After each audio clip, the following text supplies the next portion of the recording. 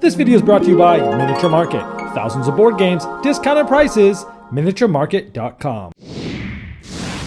Hello my friends, the Game Boy Geek here. Today we're going to be going underwater into submarines. We're going to be running those submarines with some robots. We're going to be looking for gems. We're going to be trying to go into the lab and do some research. Today we're looking at a dice game. It's called OctoDice. This is from 1 to 4 players, plays in about 20 minutes, loosely based upon the Aquasphere theme. Let me show you how it's played. I'll see you on the other side.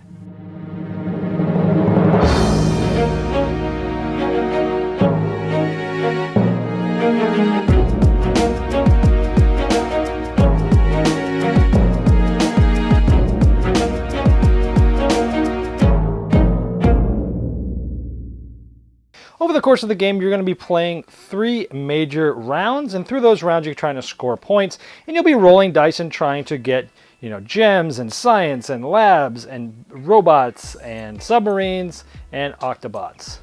On your turn, you're going to roll all 6 dice. You're going to select 2 of them, and then you're going to set them aside and roll the other 4. So let's say I set science and yellow aside, and I take these and I roll them. Let's say I take the robot in the green, and then I roll these last 2. You have to take 2 each time, and I have a lab and a chew. So now essentially I have to score these. The next thing I do with my dice is I'm basically going to carry out 2 main actions, and the main action is taking one of these and doing something with it. I'm going to do a science action.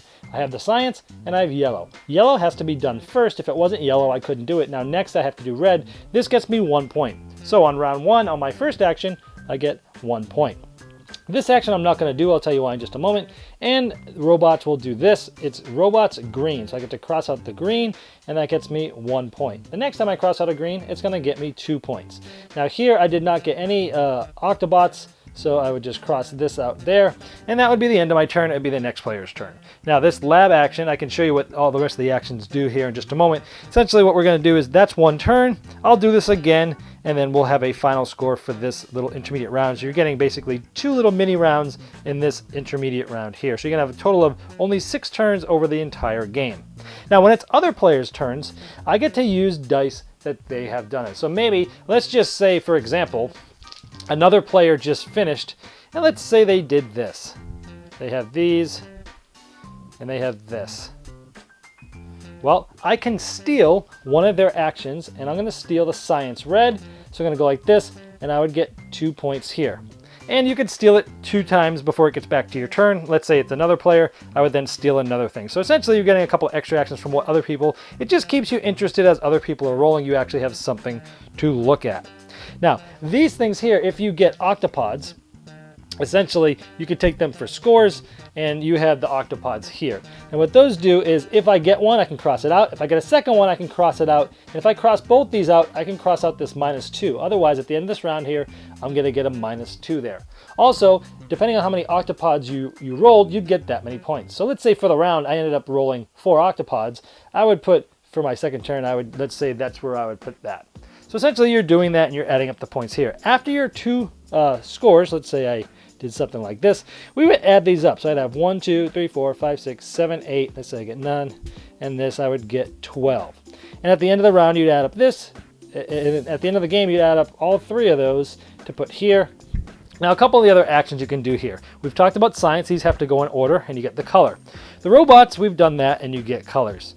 Now, the submarine, let's say I cross this off. You're either going to get 0, 1, or 2, depending on what's here. If you cross the submarine out and you have none of these, you'll get 0 in the sub.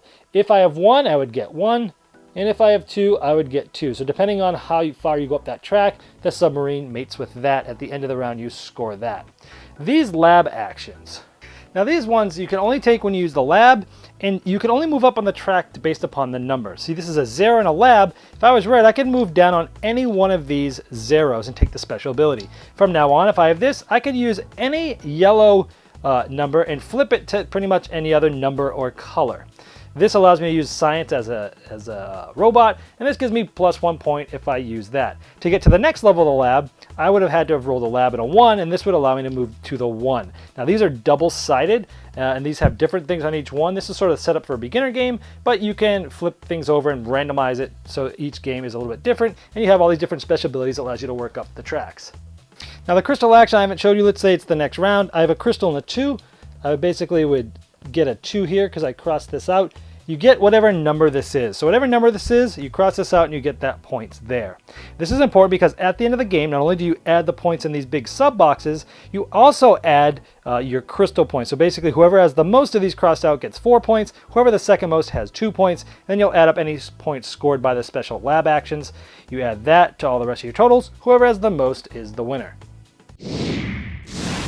All right, there's OctoDice. Now, I like dice games. I like filler games. I even like Euro-style dice games from time to time. Viva Java, the coffee game, the dice game is my favorite, so I do like that genre. I was interested in this.